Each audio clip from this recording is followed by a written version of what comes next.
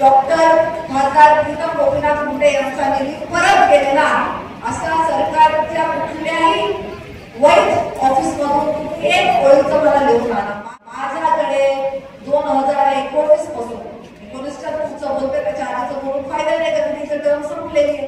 19 पासून प्रत्येक गोष्टीचा कागदोपत्री पुरावा आहे. इलेक्ट्रॉनिक मीडियाला माझ्या ऑफिसमध्ये बोलवून कागदांचा बंच हातात घेऊन 2022 मध्ये मुलाखत केली आहे. हवे बोलत नाही. पण सभा 13 तारखेला म्हणजे आजपासून बरोबर 4थ्या दिवशी आम्हाला लोकसभेचं मतदान आहे. आपलं लक्ष हे त्याच गोष्टीवरती असतं. आज इथे बोलत असताना कोणाचा उल्लेख होतोय, कोणती पिढी घरी बसते, कोणती पिढी कार्यरत होतीये, कोणाला आमदारकीचे स्वप्न आहेत, कोणाला जिल्हा परिषदेचे स्वप्न आहेत, त्या कुठल्याही गोष्टीची ही आजची बैठक नव्हे. त्यामुळे हे आपण सगळ्यांनी समजून घेतलं पाहिजे. तुम्ही बोलत असताना हाही उल्लेख करता की कोणतं मी खासदार राहिलेली आहे, माझंही काम चांगलं होतं, मग अशा परिस्थितीमध्ये मला पुन्हा काहीतरी पक्ष संधी देईल वगैरे, या कुठल्याही गोष्टीची आता चिंता करण्याची काही आवश्यकता नाहीये. आपलं लक्ष एकच, लोकसभेचं मतदान.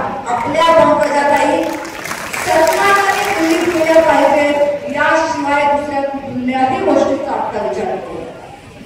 आज इथे तुम्ही उपस्थित झालेली जी माणसं आहात, तुम्ही सगळी, अण्णा म्हणाले ते बरोबर आहे की तुम्ही सगळे किमान हा जास्त नाही म्हणत, किमान 100 मताच्या नामात आहेत सगळे. जास्त आपण नको म्हणूया, थोडंच बोलू आपण नसताना. तर आज तुमच्या सगळ्यांच्या जीवावरील निवडणूक लढवायची आहे आणि आष्टी पाटोदा शिरोली या मतदारसंघ मी आज म्हणते, मी असं म्हणायला नाही पाहिजे मी खासदार जिल्ह्याची आहे, पण तुम्ही माझे सगळ्यात लाडके आहात. कारण लढाई कुठलीही राहिली आणि कधीही राहिली तरी तुम्ही मात्र मुंडे साहेबांच्या पाठीशी नेहमीच खंबीरपणे उभे राहिलात आणि तुम्ही नेहमी आम्हाला भरभरून दिले. सगळ्यात स्ट्रॉंग असणारा गड आहात. त्यामुळे खिंडारा पाडण्याचे प्रयत्न सगळ्यात आधी तुमच्यामध्येच होतील. याच्यासाठी पुढचे 4 दिवस आपल्याला डोळ्यात तेल घालून लक्ष देऊन या निवडणुकीकडे सगळ्यांनी एकच लक्ष ताई आपल्या संसदेत गेल्या पाहिजेत आणि आपल्या आष्टी विधानसभेची मान खाली होईल असं नाही, तर मागच्यापेक्षा अधिक मताधिक्याने सगळ्यात मोठा विधानसभा मतदारसंघ हा, त्यामुळे तुमची जबाबदारी सगळ्यात मोठी आहे. सर्व जाती धर्मांची संख्या मोठी असणारा हा मतदारसंघ आहे. त्यामुळे तुमचं ज्याला पाठबळ मिळेल तो माणूस या निवडणुकीत विजयी झाल्याशिवाय राहणारच नाही. आणि हे पाठबळ केवळ आणि केवळ पंकजाताईंनाच मिळालं पाहिजे. आज विरोधाचे उमेदवार आहेत, त्यांची तर अनेक गावातली ओळख सुद्धा नाही. मागच्या वेळी माझ्या विरोधात निवडणूक लढवली, थोडे थोडके 5.5 लाख मतं घेतले, पण त्या 5.5 लाख एकाही माणसाला त्यामुळे आत्ताच्या जरा माहिती तसं बघायला गेलं तर निवडणूक सोपी आहे, पण मग निवडणूक अवघड का वाटते? निवडणूक अवघड ह्याच्यासाठी वाटते की आपल्याला दुनियाभरचे प्रपंच पडले.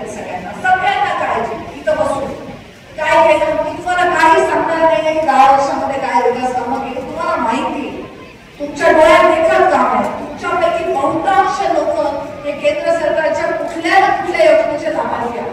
मी तुम्हाला वेगळं सांगण्याची आवश्यकता आहे का? मी आता काय भूमिकेमध्ये आहे, मी ज्या भूमिकेत आहे त्या भूमिकेमध्ये तुमचं इकडे तिकडे भटकलेलं लक्ष निवडणुकीवर केंद्रित करणं.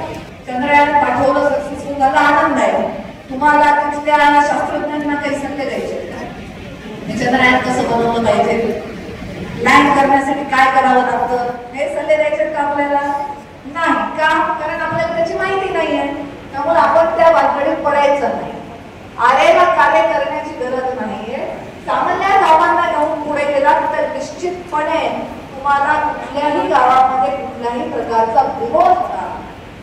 रागाला रागाने उत्तर देणं हे काही बरोबर नाही आणि तुम्हाला तर वेगळं सांगण्याची गरज नाही. अशा बाबतीमध्ये मला धोंडे साहेबांचं नेहमी कौतुक वाटतं की अतिशय शांत संयमी कुठल्याही परिस्थितीमध्ये आपला कौतुक देतात. जीवनात आलेल्या परिस्थितीला स्वीकारून आता आपण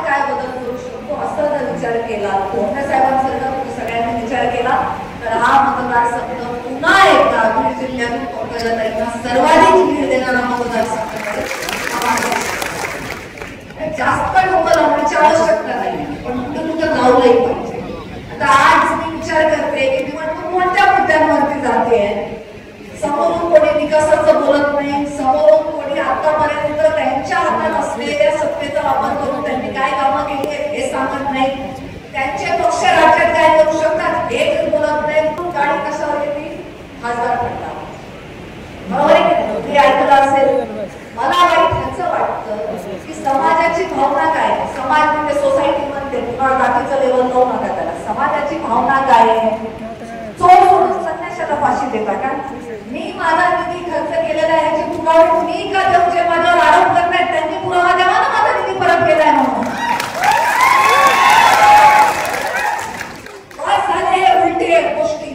जोपर्यंत तुम्ही चुकीच्या गोष्टींचा पायंडा बंद करण्याची ताकद आपल्या सगळ्यांच्या हातात आहे, कारण लोकशाहीमध्ये जनतेचा कौल आपल्या बाजूने. हे तर म्हणजे उलटच झाले. ज्याच्यावर आरोप करायचे त्यांनी सिद्ध करावं मी निर्दोष अजिबात नाही. आणि मी अशा माणसांच्या प्रश्नांचं उत्तर का देऊ ज्यांना बेसिक एवढं ज्ञान नाही की खासदार फंड लॅब होत नाही. ही माहिती ज्या माणसाला नाही, ज्यांनी एक लोकसभेची निवडणूक लढवलेली आहे, दुसरी निवडणूक लढवण्यासाठी गुडघ्याला वाशीत बांधून तयार होते. खासदार फंड लॅब होत नाही म्हणजे परत जात नाही, एवढी साधी माहिती ज्या माणसाला नाही त्या माणसाच्या आरोपाचं उत्तर मी का दिलं पाहिजे? मी काय खर्च केलाय? आपल्या जिल्ह्याचं हेडक्वार्टर आहे बीड शहर. त्या बीड शहरामध्ये जिल्हा नियोजनचं ऑफिस आहे. तिथे जाऊन कोणत्याही माणसाने मागा, अधिकाऱ्यांनी दिलं नाही तर RTI मध्ये टाका आणि घ्या माहिती की खासदारांनी किती दिली. आज तुम्हाला मी सांगते, मी मागच्या काळामध्ये 314 कामांनी प्रस्तावित केलेली आहेत माझ्या निधीसाठी. किती? 314 कामाला प्रत्येकी 5 लाख रुपयाचा जरी निधी दिला तरी 17 कोटीचे काम सदस्य केले. किती? 17 कोटीचे. त्यापैकी 16 कोटी कितीतरी लक्ष रुपयाच्या कामांना मंजुरी मिळालेली आहे. काही कामं पूर्ण झालेली आहेत. अनेक ठिकाणी सोशल मीडियावर त्यांचे कामं पूर्ण झाले, ते कार्यकर्ते फोटो काढून पाठवत आहेत की खासदार फंडाची कामं आहेत. आणि त्या ठिकाणी काहीचे वर्क ऑर्डर झालेले आहेत पूर्ण. आचारसंहिता संपल्यावरती ते काम पूर्ण होतं. हा निधी निवडणूक झाल्यानंतर पंकजाताई जरी खासदार झाल्या तरी तुमच्या कामाची बिलं तुम्हाला मिळणार आहेत, कारण खासदार निधी परत जात नाही. हे साधं ज्या माणसाला माहिती नाही त्या माणसाशी वाद घालायचा, त्या माणसाच्या हातात तुम्ही जिल्ह्याचे सूत्र सोपवणार आहेत का? एवढं बेसिक ज्याला माहिती नाही त्याला ह्याच्यावरून तुम्हाला कल्पना आली असेल की लोकांचं काय चाललंय. पत्रकारांना सांगा, मी आता सांगितलंय ज्याला यायचं तरी घ्यायचं. मी बोलला हे चोर सोडून संन्याशाला फाशी हे बंद झालंच पाहिजे. आपल्याकडे ज्यांनी आरोप केला त्यांना चॅलेंज केलं होतं, ओपन चॅलेंज, की तुम्ही दाखवा असा एकही सरकारी कागदी पुरावा दाखवा ज्याच्यावर हे लिहिलेलं आहे की डॉक्टर खासदार प्रीतम गोपीनाथ मुंडे यांचा निधी परत गेलेला आहे. असा सरकारच्या कुठल्याही वैध ऑफिस मधून एक ओळीचं मला लिहून आणा. माझ्याकडे 2019 पासून 19च्या पुढचं बोलते, त्याच्या आधीचं बोलून फायदा नाही, कारण तिचं टर्म संपलेली आहे. 19 पासून प्रत्येक गोष्टीचा कागदोपत्री पुरावा आहे. इलेक्ट्रॉनिक मीडियाला माझ्या ऑफिसमध्ये बोलवून कागदांचा बंच हातात घेऊन 2022 मध्ये मुलाखत केली आहे. हवे बोलत नाही, पण माझ्याकडे उत्तर नाही म्हणून उत्तर देत नाही असं नाही. मला कंटाळा आहे कुठल्या माणसाने उभं राहावं आणि चांगल्या माणसांना त्यांच्या खोट्या आरोपाचे उत्तर द्यायला लागावे हे बंद झाले. त्याचबरोबर मी सोशल मीडियावरती कोणत्याही गोष्टी एडिट करून फिरवणे हा एक जो प्रकार असतो तोही बंद होण्याची गरज आहे. तुम्ही तुमच्या खासदारांना तुमच्या आमदारांना प्रश्न देऊ नका. ज्या व्हिडिओला एडिट केलेला आहे तो पूर्ण व्हिडिओ पण आहे ना माझ्या फेसबुक पेज वरती, दोघांना बघून तुम्ही फॉरवर्ड करा. सगळं आम्हीच करायचं का? म्हणजे व्हिडिओ मध्ये जे बोलले ते बोलायचं पण आम्हीच, सर्वसमावेशक राजकारण पण आम्हीच करायचं, लोकांनी आरोप केले की त्याची उत्तरं पण आम्हीच द्यायचे. बाहुबली हा चित्रपट किती लोकांनी बघितलेला? हात वर करा. बघितला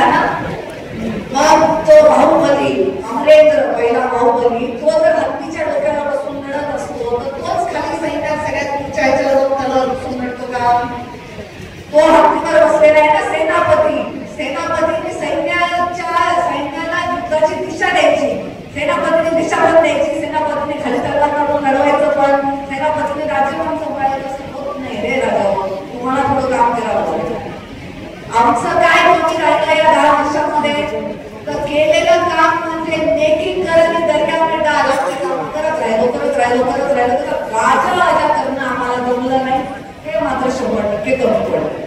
मग गाजा करायला काय जमलं नाही तर आपला मोठेपणा सांगायची सवय नाही आम्हाला सवय नाही तर ठीक आहे काहींच्या पातळीवर ते शोधते पण मोठेपणाला सांगणार पण कार्यकर्त्याची मात्र ही जबाबदारी असते की आपल्या केलेलं काम आपल्या नेत्याचं गावात तुम्ही वाजवून सांगितलंच पाहिजे त्याच्याशिवाय पर्याय नाही. पण आजच्या तारखेला तर तुम्हाला हेही करा असं म्हणत नाही. पण मुळात माझा मुद्दा हा आहे की आज लोकसभेच्या उमेदवार कोण आहे पंकज जाधव. 2 मिनिटासाठी विरोधकांचे आरोप आपण खरे मानतो 2 मिनिटासाठी तरी आज मी उमेदवार आहे का मग घुमत फिरून मागायला बोलण्याचं काय कारण. एक तर कोणीतरी जाऊन हे सांगितलं पाहिजे की महायुतीच्या आड अधिकृत उमेदवार पंकजाताई आहेत. बेटा तू पंकजाताईंनी केलेल्या कामाची उत्तर दे ना. आयटीत आज जिल्हाभर तुम्ही तुमचे दौरे करत फिरता ज्या नॅशनल हायवेवर तुम्ही फिरता गावागावाच्या मुख्यमंत्री ग्राम सडक योजनेच्या माध्यमातून तुम्ही जाता आयटीच्या सभा मंडपात बसून तुम्ही सभा घेता आणि माझ्या गावात कार्यकर्त्याच्या घरात ज्या नळाला पाणी यायलंय हे सगळं कोणामुळे आलंय पंकजाताईंमुळे आलेलं आहे. त्यामुळे ताईंचं कामच बोलतंय पण काम बोलत असलं तरी आपण पण बोलणं गरजेचं आहे. हे थोडंसं जर आपण पथ्य पाळलं तर निश्चितच या निवडणुकीमध्ये विजय आपल्या ताईंच्या पारड्यात पडल्याशिवाय राहणार नाही हा माझा विश्वास आहे. आणि मी जसं म्हणलं तसं जगाच्या पंचायती आपल्याला करायच्या नाही. ज्या विषयात आपल्याला माहिती नाही त्या विषयाच्या वादामध्ये आपण पडायचं नाही. पंकजाताई हे सर्वसमावेशक नेतृत्व आहे. ताई सर्व जाती धर्माच्या लोकांना सोबत घेऊन चालतात. हाच आपल्या प्रचाराचा मुद्दा असला पाहिजे. पण तुम्ही इथे बसलेल्या माणसांनी प्रत्येक सर्वसामान्य नागरिकांपर्यंत पोहोचणं मात्र गरजेचं आहे. तिथे पोहोचून काही जर होत नाही आल्या तर ताईचं काही नुकसान आहे का. काही 19 ते 24 काही मंत्री नव्हत्या आमदार नव्हत्या खासदार नव्हत्या त्याचं काय बिघडलं. तुम्हाला ताईला भेट वाटत नाही का. तुम्हाला ताई बरोबर फोटो काढा वाटत नाही का वाटतंय ना. तुमच्यापैकी अनेक लोक 2019 ते 24 मध्ये ताईंना भेटायला आले असतील आणि तुम्ही ताईंना एखादं काम सांगितलं असेल मग ताईने ते काम पुढे सांगण्यासाठी संबंधित मंत्र्याला असेल आमदाराला असेल खासदाराला असेल फोन केला ताईचं काम झालं नाही का झालं ना. त्या लोक म्हणले की नाही ताई आता काही आमदार नाही खासदार नाही आता काम करणार नाही. ताईचं काय बिघडलं काही बिघडलं कोणाचं आपलं सगळ्यांचं तुमचं आमचं आणि गावातल्या गरीब वंचित माणसाचं बिघडलं की जेव्हा ताईसारखं खंबीर नेतृत्व पालकमंत्री म्हणून लावलं होतं तेव्हा प्रत्येक गावागावामध्ये विकासाची कामं पोहोचू शकली. दुर्दैवाने राज्यात सत्तांतर झालं आणि काही आपल्या पालकमंत्री राहिल्या नाही. त्यावेळेला जिल्ह्यातल्या प्रत्येक गरीब शेतकऱ्याला मनातून ताईची आठवण आली. दर सीझनचा विमा भरायची जेव्हा वेळ आली तेव्हा पंकजाताई असत्या तर आज मला जगात आला असता. म्हणून आज ताईची जी उमेदवारी आलेली आहे ते ताईने कोणाचे पाय धरले ताईने कोणाला विनंती केली म्हणून आले नाही. तुम्ही सगळे 5 वर्ष रोज देवाकडे प्रार्थना केली की देवा आमच्या ताई कुठल्या तरी पदावर बसल्या पाहिजेत मग तुमची प्रार्थना देवाने ऐकली. आपण देवाला रोज बोलतो की देवा माझ्या मुलाला 12वीत चांगले मार्क मिळू दे. देवा माझ्या मुलीचा नंबर नर्सिंगला लागू दे. देवा माझ्या मुलीसाठी चांगलं स्थळ येऊ दे. मला नातवंड होऊ दे. मला यावेळी चांगलं पीक येऊ दे शेतीमध्ये. असं झालं तर तुला 21 नारळ चढवतो. बरोबर आहे ना. आपण देवाला रोज बोलतो ना. आता देवाने तुमची प्रार्थना ऐकली आहे मग तुम्ही काय चढवणार आहे. तुम्हाला मतदार ताईंच्या पेटीमध्ये टाकावं लागणार आहे. हा तुमचा नवस फेडण्याची संधी आहे. देशात काय कामं झाली आहेत राज्यात काय कामं झाली आहेत जिल्ह्यात काय कामं झाली आहेत सगळं तुमच्या समक्ष आहे. ताईंनी उमेदवारी जाहीर झाल्यानंतर ज्या ज्या कार्यकर्त्यांच्या बैठका घेतल्या त्या प्रत्येक बैठकीत एकच सांगितलं ताईंनी माझं जग केवढं माझं बूथ एवढं. म्हणून तुम्ही आता प्रत्येकाने आपल्या बूथवर तुमचे 4 दिवस जितक्या जास्त लोकांना संपर्क करता येईल तितक्या जास्त लोकांशी संपर्क करायचा.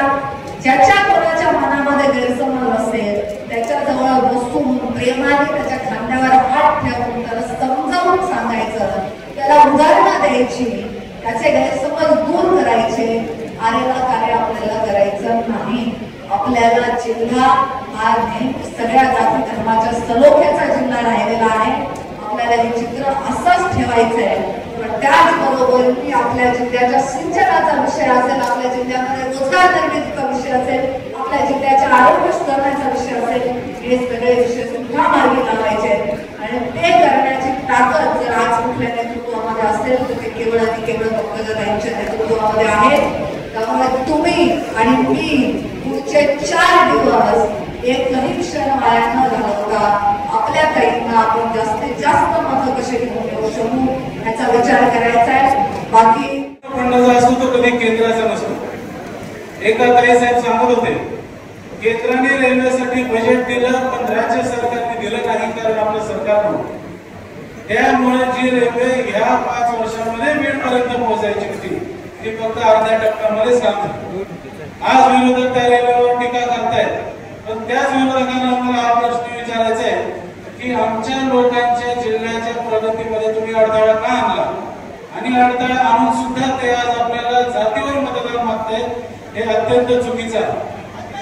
ही जी रेल्वे आपल्या जिल्ह्यामधून गेलेली आहे, जी पुढे पनवेलला जाणार आहे, त्यामध्ये कोणत्याही वेगवेगळ्या जातीच्या माणसाला रिझर्वेशन नाही, तुमच्या जातीवरनं तुम्हाला सीट नाही.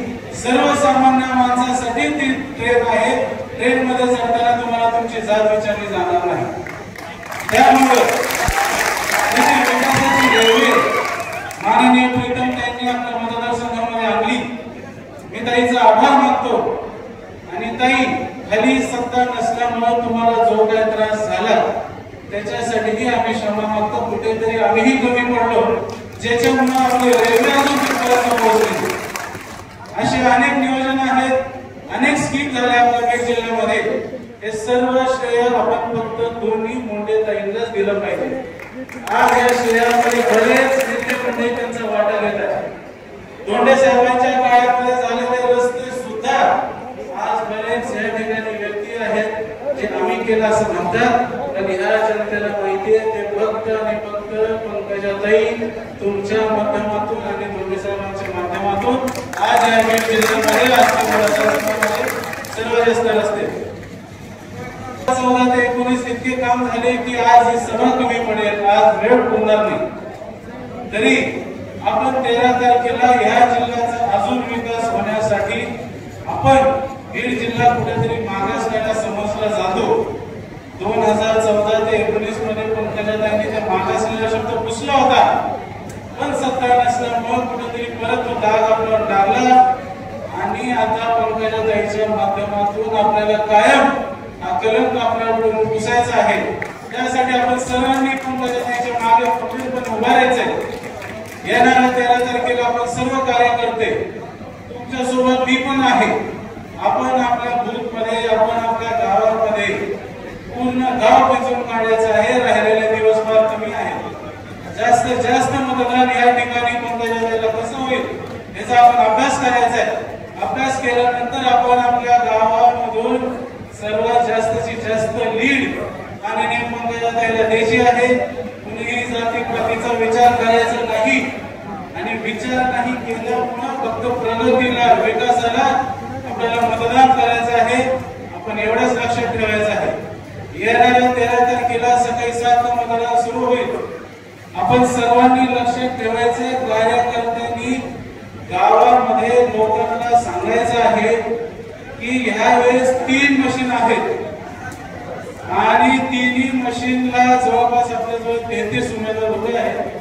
पहिल्या मशीनवर पहिलं नावच माननीय पंकजाताईंचं आहे. सर्वांनी समोरचं चिन्ह दाबून, बटन दाबून ताईंना भरघोस मताने विजय करायचा आहे. या ठिकाणी मी सर्वांना एवढीच विनंती करू इच्छितो, आपण सर्वजण आलात हे आता आपल्याला पाहिजे. त्याच्या प्रकारच्या कोकणीचं वजन टोपी चढवलं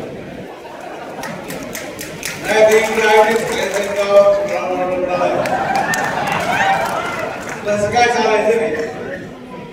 आणि नेहमी आपल्या तालुक्याने आपण जी भूमिका घेतली त्या भूमिकेला काष्टी पाठवता आणि नंतर सुरू नेहमी समर्थन दिलं. मी राजकारणात आल्यापासून जवळजवळ 14 ते 8-10 लोकसभेच्या उमेदवाराचा मी प्रचार केला आणि ज्याला आपण पाठिंबा दिला ज्याच्याबरोबर आपण लढलो त्याला नेहमी लीड मिळालं. आणि आपल्या उमेदवार पंकजाताई लोकप्रिय आहेत. पंकजाताई मुंडे साहेबांची कन्या. मुंडे साहेब आपल्या भागामध्ये ज्यावेळेस उमेदवार म्हणून उभा राहिले 9 साली त्यावेळेस त्यांच्या विरोधामध्ये आपल्या तालुक्यातील सुरेश रथ सुरू आणि मुंडे साहेबांनी आम्हाला विनंती केली. आम्ही त्याला भाजपमध्ये नव्हतो. त्यांनी सांगितलं की आता मला या मतदारसंघात माझं काय होईल तुम्ही आम्हाला मदत करा. आणि मग आम्ही सर्व कार्यकर्त्यांची बैठक घेतली चर्चा केली. मुंडे साहेबांना पाठिंबा देण्याचा निर्णय घेतला. तालुक्यातला उमेदवार असताना सुद्धा मुंडे साहेबांना या मतदारसंघामध्ये लीड मिळालं.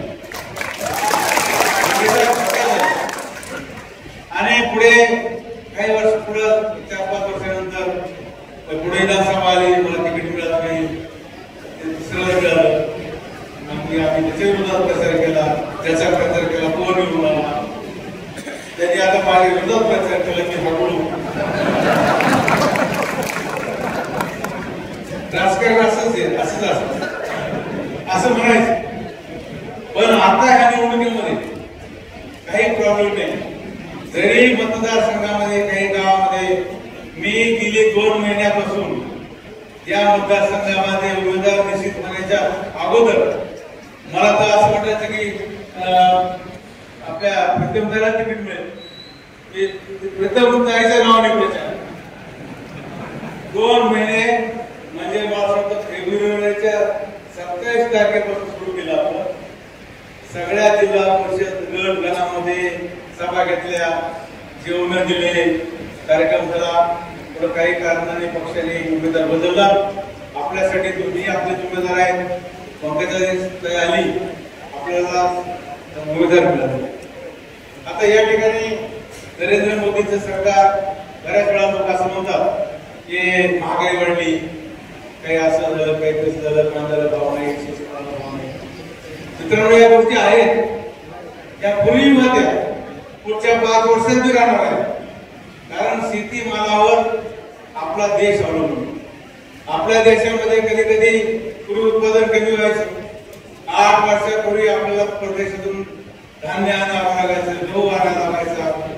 त्याप्रमाणे तांदूळ आणायला लागायचा. आता आपल्याकडे एवढे पिकते की 15 देशाला आपण फुकट धान्य देतोय. 80 कोटी लोकांना सुद्धा या देशाचा मोफत आहे. तरी देऊन राहतोय. म्हणजे आपल्या देशाची प्रगती वगैरे आपला GDP वाढलेला आहे. उत्पन्न वाढलेलं आहे. सरकारी अनुदान पण मिळते. शेतकऱ्यांना 6,000 रुपये. तुम्हाला माहिती आहे की पूर्वी आपली एक शेतकरी संघटना स्थापन केली होती. नेहमी मागणी करायचो की शेतकऱ्यांना पैसे लागू करा. नरेंद्र मोदींचं सरकार आल्यानंतर मागच्या 3-4 वर्षापूर्वी शेतकऱ्यांना 6,000 रुपये शेती करायला. महाराष्ट्राच्या आता नव्याने 6,000 रुपये. माझी या ठिकाणी उपस्थित असलेल्या सर्व शेतकऱ्यांना निराधार योजनेमध्ये 300 रुपये महिना सुरू होता. तसा शेतकऱ्यांना आता 6,000 रुपये वर्षाला आहे आणि राज्य सरकारने 6,000 आहे. तुमच्या नावावर जर जमिनी राहिल्या तर पुढच्या 10-15 वर्षानंतर ती रक्कम वाढेल आणि स्वतंत्र श्रमिकासारखं तुम्हाला मानधन मिळेल.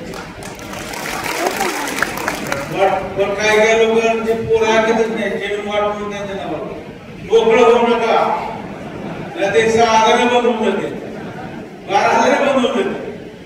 त्यामुळे माझी सर्व शेतकरी बांधवांना विनंती आहे की मरेपर्यंत तुमच्या नावावर जर जमीन राहिली तर तुम्हाला वर्षाला अनेक रुपयाचा फायदा केवळ शेतकरी असल्यामुळे होणार.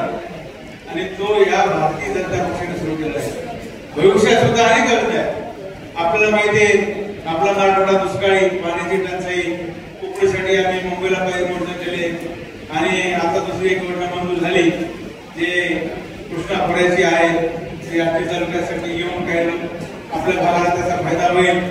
पण दुसरी योजना जी आता राज्य सरकार त्याचा विचार करते की पश्चिम वाहिनीचं पाणी पूर्व वाहिनी करायचं, म्हणजे समुद्राचे पाणी सह्याद्रीच्या डोंगरावर वाहून समुद्राला मिळते ते पाणी आणवायचं, ते पाणी दुष्काळी भागात आणायचं, म्हणजे आपल्या मराठवाड्यात आणायचं. ती योजना जर झाली तर आपल्याला काही प्रमाणामध्ये हमखास दिलासा मिळाला. पावसाचा आपल्याला भरोसा नसतो आणि शेती आपल्याला मी अगोदर सांगितलं कांद्याचे भाव कधी कधी 100 रुपये क्विंटल असतात. याच काळात सामान्य 80-90 रुपये क्विंटल, 80-90 रुपये किलो.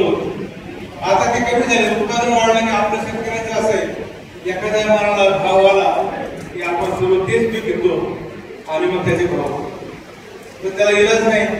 शेतकऱ्यांना एक आशा असते की याच्यातून भागल त्याच्यातून भागल, पीक विम्यातून भागल. पीक विम्याला राज्य सरकारचं मी अभिनंदन करतो.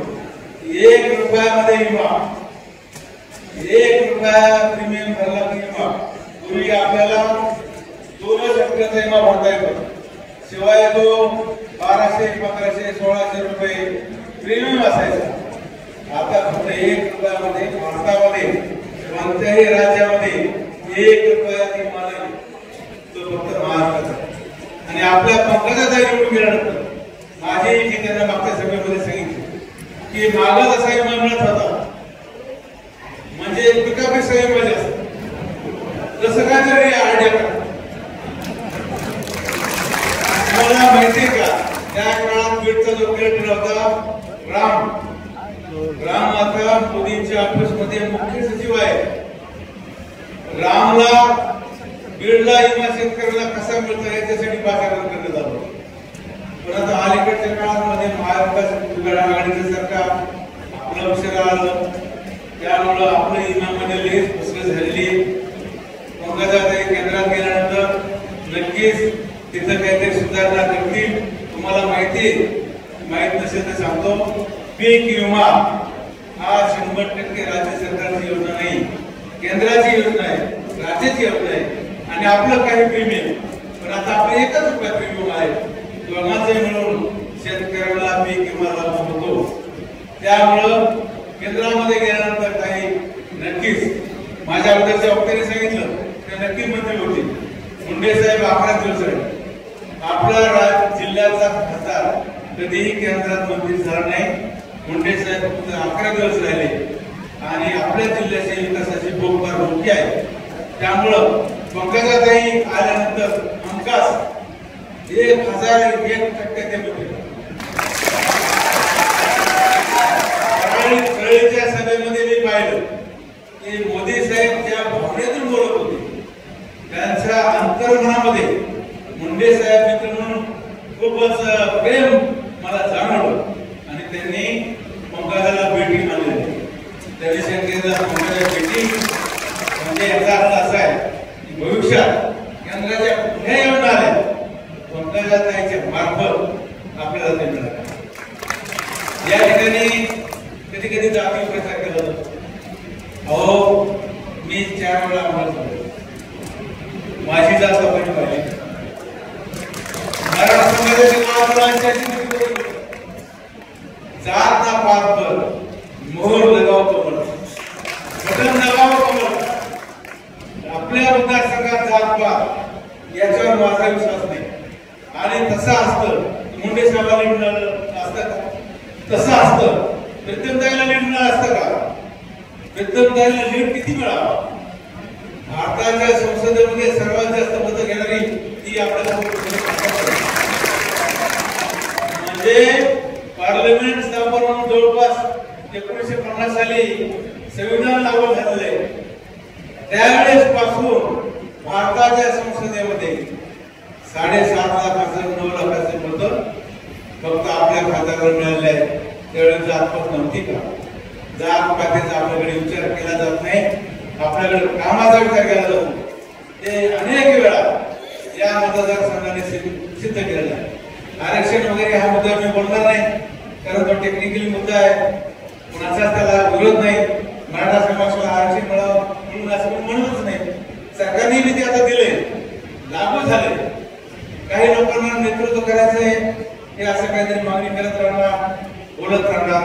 आणि माझी तरुण बांधवांना सुद्धा विनंती की आपणही अशा किचकट गोष्टीला बळी न पडता तुम्ही थोडं वाचेल का, आपली घटना वाचा, आपले कायदे वाचा, कायद्यामध्ये काय तरतुदी ते असं पहा.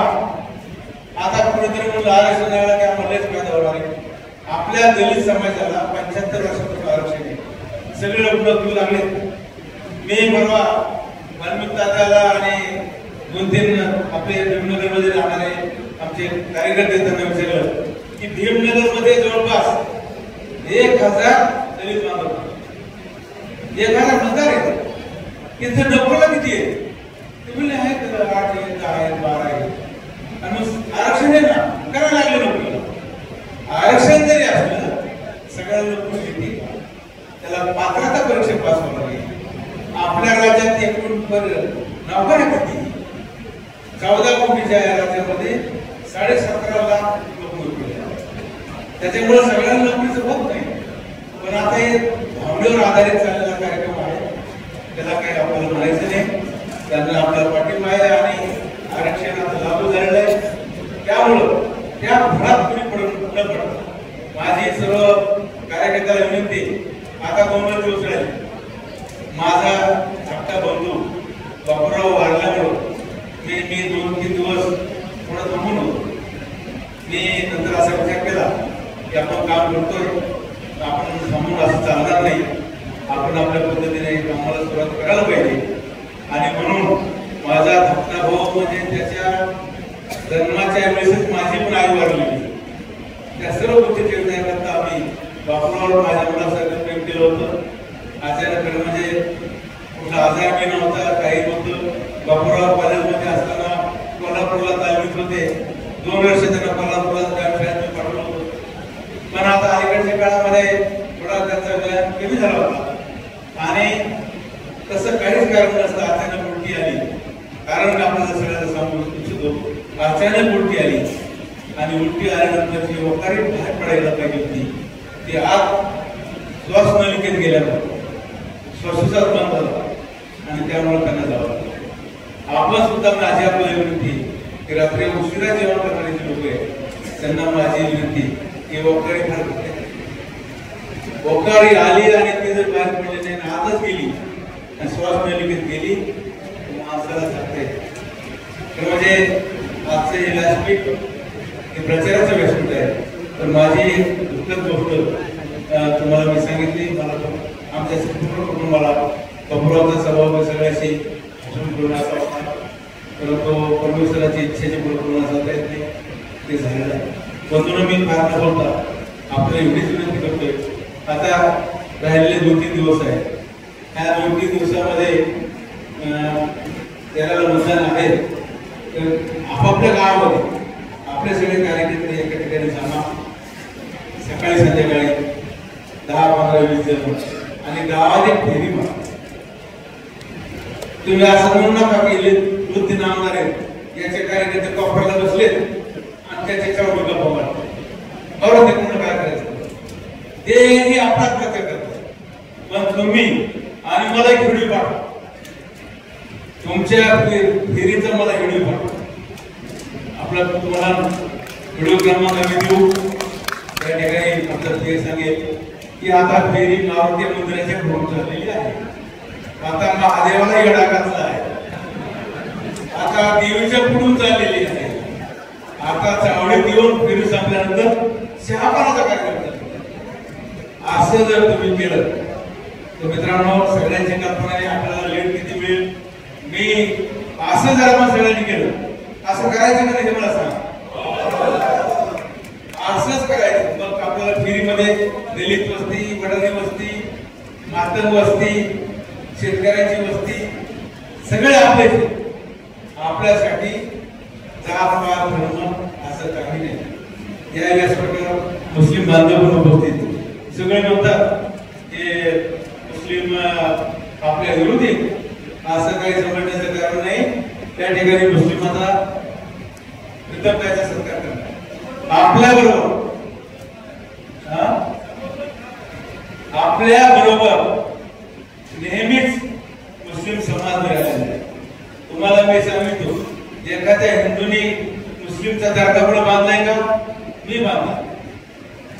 देवीनुरला या गावी 10 वर्षापूर्वी मी बिराली बाबाचा दर्गा माझ्या पैशाने बांधला.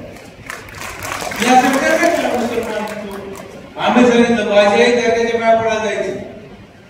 मी जातो. माझ्या आईने सांगितलं की तुझी आई जात होती ना, तू पण दर्ग्याला जायचा. मी जातो. माझी मुलं जातात, माझी पत्नी मुलं. जात धर्म पंथ काही माणुसकी ही सर्वश्रेष्ठ दार आहे, ती आपण पाळायची. त्यामुळे जातीवर पातीवर काही जायची गरज नाही. आपण सगळे एकीने काम करू, मंगळाचा लीड देऊ. आपले ज्या भागाचे प्रश्न असतील ते त्यांच्याकडून सोडून घेऊ आणि आपण आज देशाला सुद्धा मोदी साहेबांची गरज आहे. 10 वर्षात देश पुढे गेलेला आहे. अनेक बाबतीत आपण पुढे गेलो. आपण धुळे घेऊन फिरायचो आणि आपल्याला लोक धान्य टाकायचे. अमेरिका, रशिया, ब्राझील, युक्रेन तिथून धान्य आणायचं. आज आपल्याला युद्ध सामग्री आपण निर्यात करतो. ज्या जपानहून आपण सैन्यासाठी बोट आणायचो त्या जपानला आधुनिक बोट तिथल्या सैन्याला आपण निर्यात करतो. प्रत्येक क्षेत्रामध्ये आपण पुढे गेलं. तुमच्या आणि माझ्या खिशात मोबाईल 5 वर्षापूर्वी मोबाईल भारतात बनतच नव्हता. मोदीजींनी उद्योगपतीची भेट घेऊन सांगितलं अरे तुमच्या सर्वांच्या हातात मोबाईल चायना मेड आहे, जपान मेड आहे आणि तुम्ही उद्योगपती करता काय? हा मोबाईल आणि त्याचा कार्ड इथे बनवा. आज भारतामध्ये 95% मोबाईल तुमच्या हातात जे ते बनतात आणि 20 लाख कोटीच्या वर प्रदेशामध्ये निर्यात होतात. ही गोष्ट इथून मागच्या पंतप्रधानांच्या लक्षात आली नाही, मोदींच्या लक्षात आली. म्हणून प्रत्येक बारीक सारीक गोष्टीवर विचार करणारा हा पंतप्रधान आपल्याला लाभलेला आहे आणि त्यामुळे देश प्रगतीच्या पथावर चाललेला आहे. त्यामुळे आपल्याला सुद्धा त्या देशाने जावं लागेल, त्या दिशेने जावं लागेल. आपले मला माहिती आहे की आपला भाग शेतकरी दूध याच्यावर अवलंबून असतो, पण याला सुद्धा उचित अवस्था आणण्यासाठी एक मुख्य पक्षाचं सरकार मागच्या वेळेस 305 आता बहुमताने येतील. आपल्या शेतकऱ्यांच्या समोर जे प्रश्न आहेत, शेतकऱ्यांच्या मुलांच्या समोर जे प्रश्न आहेत, स्टार्टअप सारखी योजना आहे, त्या सर्व गोष्टीमध्ये आणि छाती फोडून जर आपल्याला पुढे जायचं असेल, तर आपल्याला गर्वाने जर पुढे जायचं असेल, आज आपल्या देशात सर्वात जास्त लोक परदेशात जातात. जगामध्ये परदेशात जाणारे भारतीय लोक आहेत. तिथं त्यांना एवढा सन्मान मिळतो. ते म्हणतात मोदींच्या देशातले हे लोक आहेत, कष्टाळू लोक आहेत. आज आपला भारतीय माणूस जगात कुठं गेलो तरी त्याला एवढा मान मिळतो तो पूर्वीच्या काळी मिळत नव्हता. मोदींमुळे तो निर्माण झालेला आहे. जगातले 76% लोक मोदींना नेता मानतात. एवढी लोकप्रियता मोदींना मिळालेली आहे. अशा नेत्याला सोडून आपण दुसरीकडे जावं का? कशासाठी जायचं? बजेट आलेला आहे, उमेदवार आहे, किती दिवस त्याचं काय जिल्हा परिषद राहिलेलं आहे, त्याचं काही एवढं महत्व नाही. त्याच्या पक्षाचे उमेदवार उभे किती निवडून येते? बजरंगची आणि पंकजाताईची बरोबर होऊ शकते का? मी काल मला ग्रस्त म्हणाले की मी त्यांना सांगितलं बजरंगनी महिनाभर फिरलं ना एवढी सभा करून दाखवा. मासं दिसते सगळे ते 5-25 लोक इकडच्या तिकडच्या गाड्या आणि गावावर फिरणं. 1 लाखाची सभा करून दाखवा. रस्तेच बरोबर पवार साहेब आले होते, 11 होते, ते आले नाही. त्यांचे दुसरे लोक आले, जैन पटना 2-3 लोक, पुढच्या 2000 पाहिजे. आपले एवढे जे लोक आहेत ते एवढे आता इथं एवढे लोक सगळे लोक ते कसे जिंकणार? त्यांना काही भूमिका दिली नाही. ते निवडणूक जिंकण्याच्या पलीकडे आहे. आता आपल्याला मागच्या वेळेस त्याच्या विरोधात बजरंग होता तेवढे ज्यांना मदत मिळाले तेवढे सुद्धा मत त्यांना मिळू शकत नाही असे अवस्था आहे. त्यामुळं पुण्याच्या अफवाला व्हॉट्सअप फेसबुकवर जे येते ना, इकडं असं झालं तिकडं असं झालं. मी दौरा केला एका गावामध्ये. माझ्या दौऱ्याच्या वेळेस काही मुलांनी घोषणा केली, एक मराठाला समजता दिल्या. तर मग ते गावाच्या कारभार कसं मुलं म्हणतात त्या वाजवणे ते म्हणले ते जर आपल्याला 50 जण तुमच्याकडे बसलो तर तुम्हाला माहिती